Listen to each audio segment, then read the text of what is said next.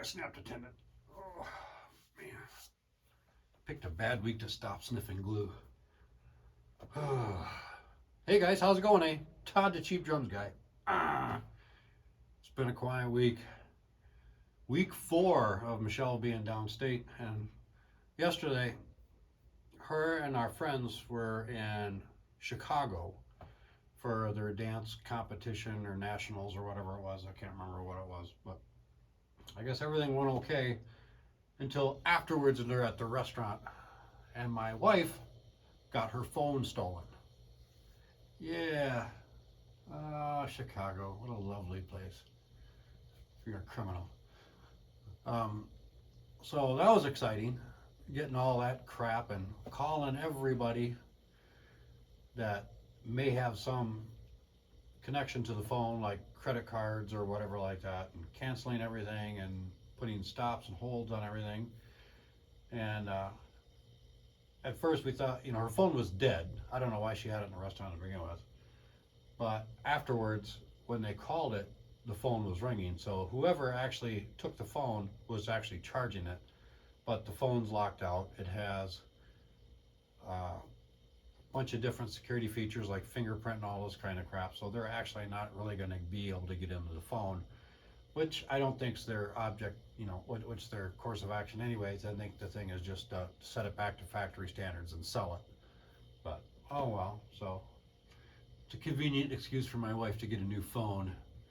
That's part of the suspicion in it. But anyways, it's been a quiet week here. She comes home today, drives up, and I guess I actually get to see my new car again. It's been gone a month. See if there's any scratches in it. Killer. But the only thing really news happened. I did pick up a 13-inch tom to go with this Pearl kit. And did I need it? No, I didn't need it. Did I want it? Oh yeah, I wanted it. Which is strange because 13s are not my most popular drum, I'd say. I'm just not a real fan of them. They just really don't fit. I mean, once you get your toms tuned, like the 10, the 12, the 16, the 13's got to find a place in there between the 12 and the 16.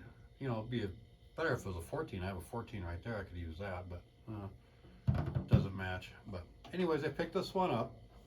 This was made by Pulse. It's kind of a no-name brand, not a real big name brand, but the hardware is exactly the same as on the Pearl kit. The lugs are all the same, the hoops are the same, and it appears that the tom holder is pretty darn close. So I assume this was made by Pearl as well. And of course there's a sticker right here, Pulse. They threw the sticker on there. But it came with a Evans EC2 on the head, on the batter, and it was flippin' destroyed. I don't know what they did to that thing, but every square inch of that drum, everywhere, all through it, was just inundated with stick marks. I mean, it was crazy. Someone had put new heads on it, so it was obviously someone who knew what they were doing with drums, you'd think. But generally, like with my drums, they're usually in an 8-inch circle, usually in the center. These were, everywhere, even along the edges of the hoops. There's marks on the hoops. So someone really beat the hell out of that thing. I don't know, I must have been using 10 drumsticks at the same time. But I found this one. I was looking for an additional tom for this one because there's a couple of songs like that one, Gimmie All Your Lovin' by ZZ Top from Warner Brothers, 1983. Frank Beard has, generally when he plays, even in live in concert, he has 3 rack toms, 3 floor toms, 3 rack toms. And some of the fills on a lot of their songs, or even Kiss is another example. Their song I Was Made for Loving You. I like doing that song. It's an enjoyable song to do, pretty straightforward beat, but there's a lot of fills in there and several that are multiple rack toms, and I just kind of wanted to add a little bit to that. So I searched on Reverb and eBay Guitar Center didn't have any toms, and generally I don't order off Reverb or eBay, but I did find this one up in Minnesota at a drum store there, and what seems to be a common occurrence is that people get rid of their 13-inch toms, because even in some stores I see there's a lot of like even DW and Pearl 13-inch toms for sale. So people just want to stick to their like 10s or 12 up here and then get rid of their second rack tom and just use their floor tom, you know, which is the trend now for, I guess, for YouTube drummer, just have one up, one down. That's dumb. And eventually down the road you're going to want your crap back, you know, and you got to go find them again. But I was able to pick this one up off eBay from a store in Minnesota, and it comes with a rims mount, and it's a pretty substantial rims mount. It's 4 lugs, and I did take, when I scrapped those 2 sets, I took the rims mounts off the set as well, and I still have them up on my shelf right there. And I thought about adding those to the Pearl's rack toms and spray painting them kind of a satin black, so they'll match the drum set, black on black with black, you know, all that. But still toying with the idea. I really don't want to spray paint those if I don't need to. That is in case that I was going to move the 10-inch up to the cymbal stand and put the 12 and then the 13 right here, so it would all somewhat match. But as for right now, I have it mounted down here in floor tom position, and it's working fine. I'm used to having a 13-inch tom down here. I like having the 2 down, but this 13-inch tom is a little odd. I initially thought it might be mahogany because it was kind of a reddish hue to the wood, but sound-wise, I'm more inclined to believe it's birch. But again, it looks like mahogany. But this one really projects quite a bit. And I'm still toying with the tuning on this one, and I think it might be because of the resonant head on this one, but I'm still playing with it. But see, she's much louder. She carries a lot. It's a bigger shell too, and it projects a little bit more. But I have to take that into account when I'm playing. And usually I don't use it that often. And it looks pretty cool on there. So sometimes it's better to look good than to sound good. But that's what's going on here with that. And I did pick up, because you recall when I got the Premier 1005 snare, that I ended up putting in, what's it called, an Aquarian texture coated, and it had all sorts of crap on the head, and I'm not a fan of that head, just not a fan of it. So I went on to Sweetwater and I went to Remo's. Absolutely, I think they're about the cheapest snare heads you could get, and I ended up getting a Remo controlled sound, which was kind of cool, I guess. I've never had a clear snare head except for like a hydraulic. Never tried to control sound before. I've seen David R use it on one of his kits before, but I kind of like it. That's kind of cool.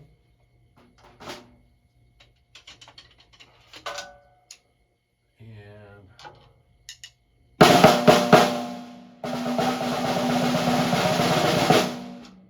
it's not a bad head. And this one, I'm not really overly impressed with it with the big fat donut on it though. A lot deeper sounding though. I mean, it's still a good head and I like it. It's not a coated. For some reason, although when I try my brushes on the coated head, of course with a coated head you're going to get much better sound with brushes. Brushes I got as a novelty. Just I wanted to toy with it because there was several songs that I liked that the players had used brushes on. However, using brushes properly is kind of an art form, and I still have a long way to go before I even want to attempt to even show it on here. Oh my gosh. They're interesting though, I'll say that.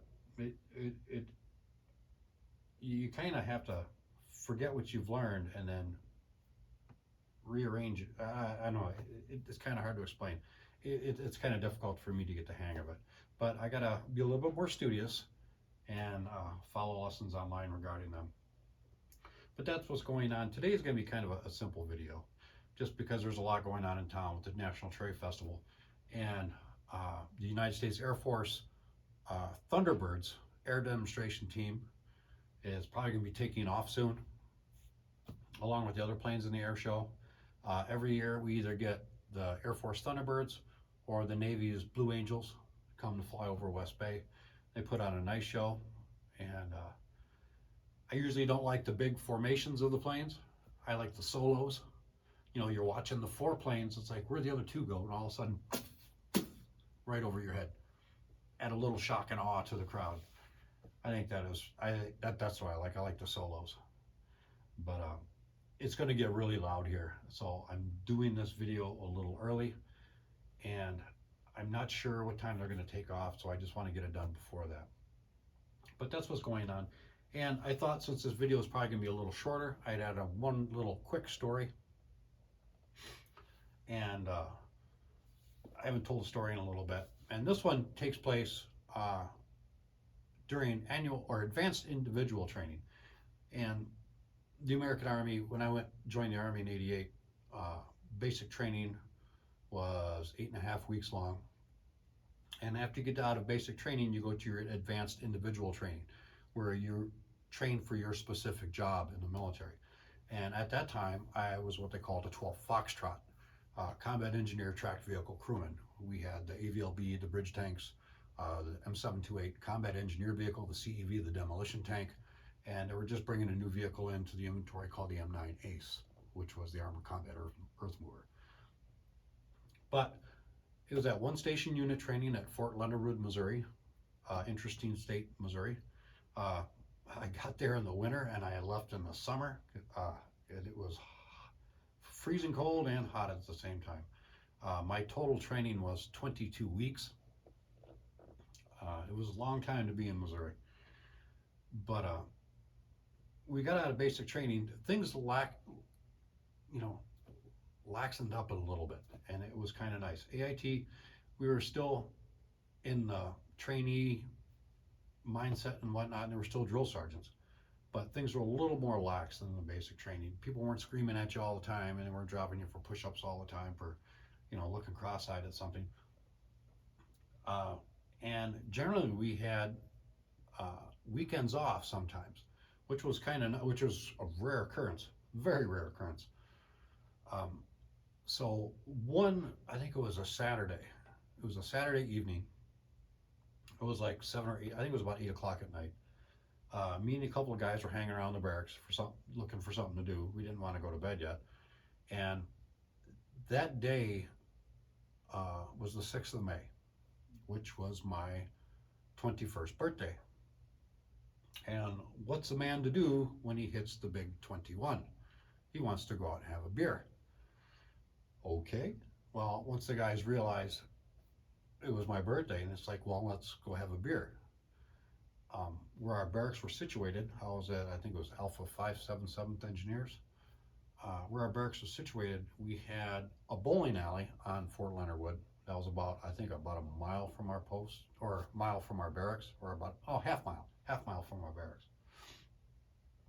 And it's like, no one said we couldn't do it, so why don't we go down there and have a beer?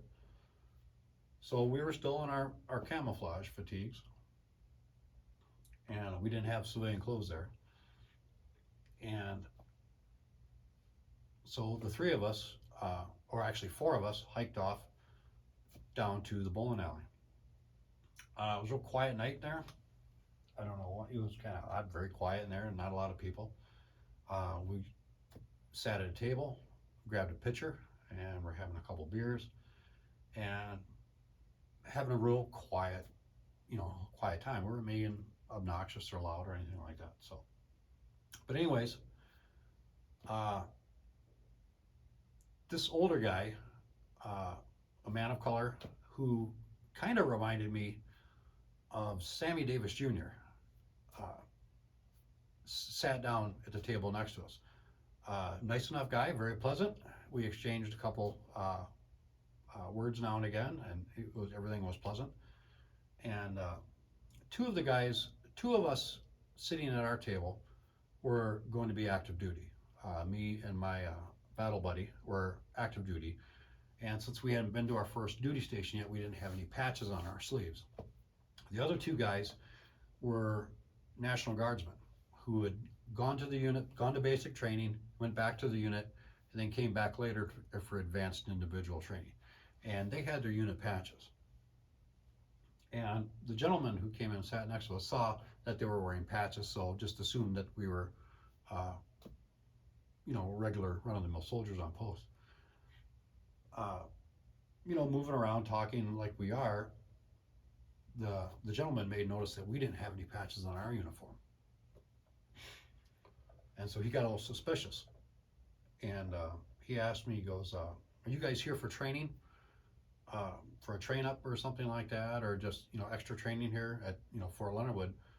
And they said, yeah. And I'm like, I didn't think nothing of it while you were talking.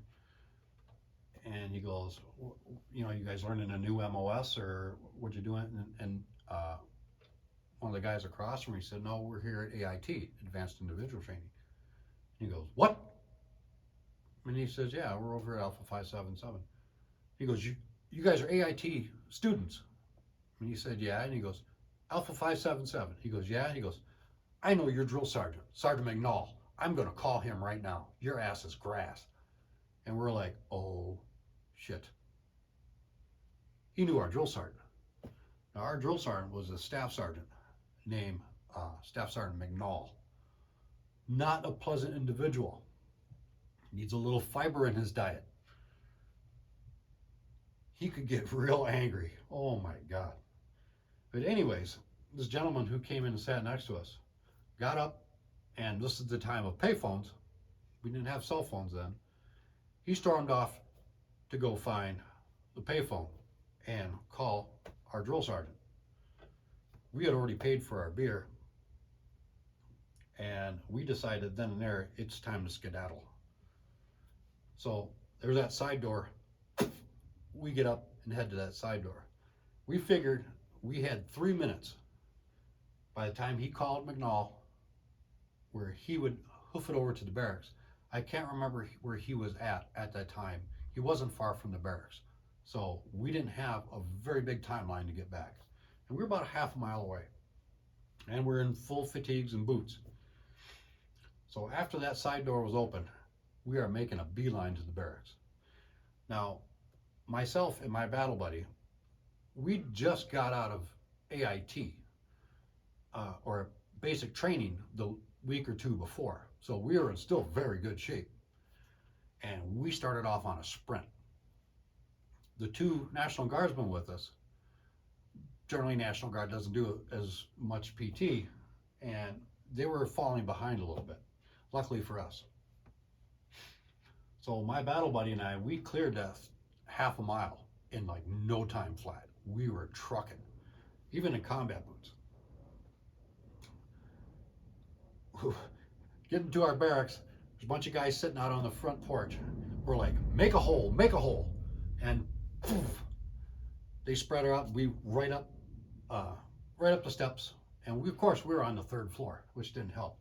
So my battle buddy and I are boom, boom, boom, boom, boom, boom, running the stairs, get up to the top floor, run down through the bay, and there's our rack right there. So my battle buddy hits the bottom rack, I'm up in the top rack, blanket comes over us, hold our breath, because right then and there, as soon as that blanket hit over top of us, that door opens up. And here comes McNall, and he's pissed. You could hear him stomping up the floor. So he comes in, I assume he looks right at us, and then moves on. Gets about halfway down through the bay, and then you hear people come up the stairs, the door swings open, and you freeze, yo-yo! Busted those two, busted the two guardsmen. And we're holding our breath. We're panting. I mean, we were sprinting. We were holding our breath. We didn't want to get caught. So right then and there, he takes those two downstairs and takes them out on out in the quad and just PTs them to death for about an hour. Just run, up, down, mountain climbers, push-ups, sit-ups, freaking, oh my God. He beat the crap out of him. But me and my battle buddy, we got away with it. And it was funny, when he was done with those two, we ended up talking to him. First thing is, I really got to get in shape. Holy crap. But luckily we didn't get caught. But we ended up,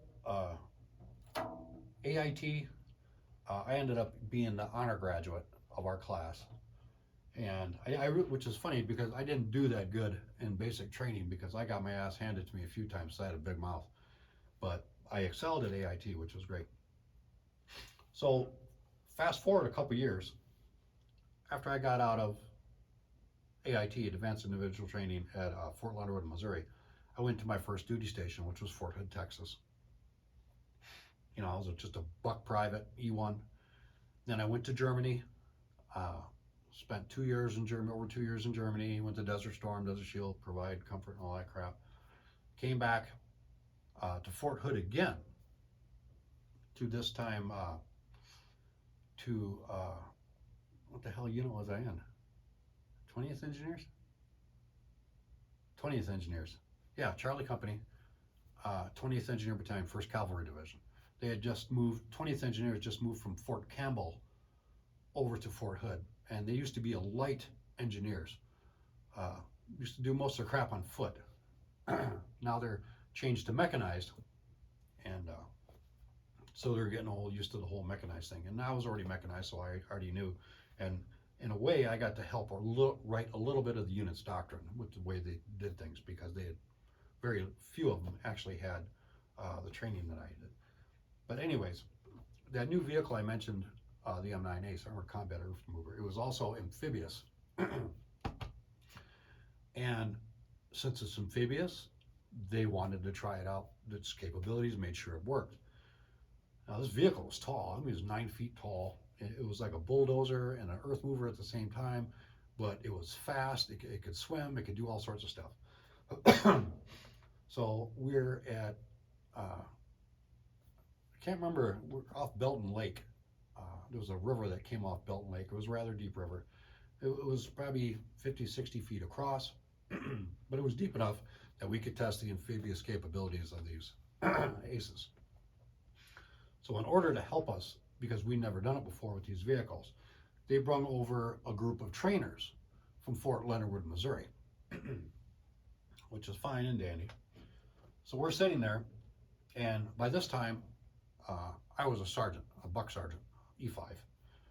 And, at 24 years old, I was pretty proud to be a sergeant.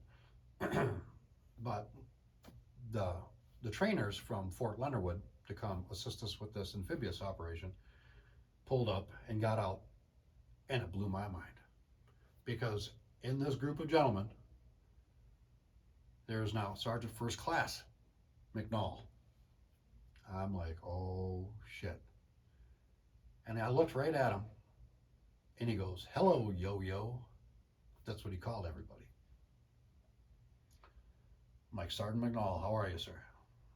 And he goes, "Fine." He goes, "I'm glad to see you made it." And I said, "Thank you." And I said, and it was funny. It's different when he's a drill sergeant, and then now when he just, another non-commissioned officer such as I was at the time, the banter is a lot different.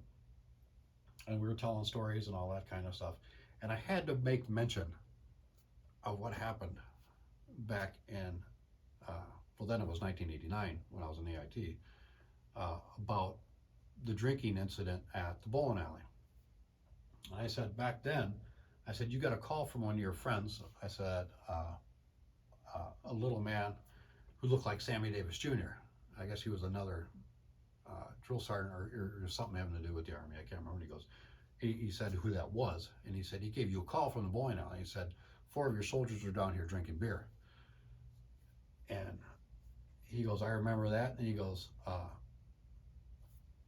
we made it back to the barracks and we're in bed just as you came up onto the floor and caught the last 2 guys. And he goes, I wondered who the other 2 were.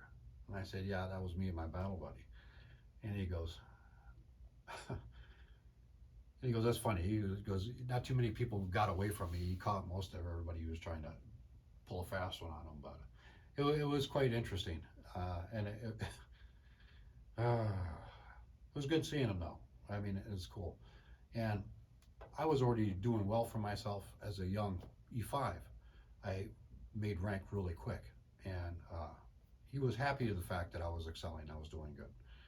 But that's my little story about drinking beer when I wasn't supposed to in the military, and almost getting caught, but spilling my beans later. But anyways, I'm gonna get out of here. Michelle's supposed to be coming home today. I don't really have any cleanup to do around the house. I probably should put the toilet seat down. It's my little, rebellion. It's been up for a month. No, it really hasn't. But the dogs are getting feisty, so I better get the hell on out of here. You guys have a great week, and I'm gonna get ready to ear-splitting noises of jets flying over the house pretty soon. But you guys have a great week, and I'll talk to you later.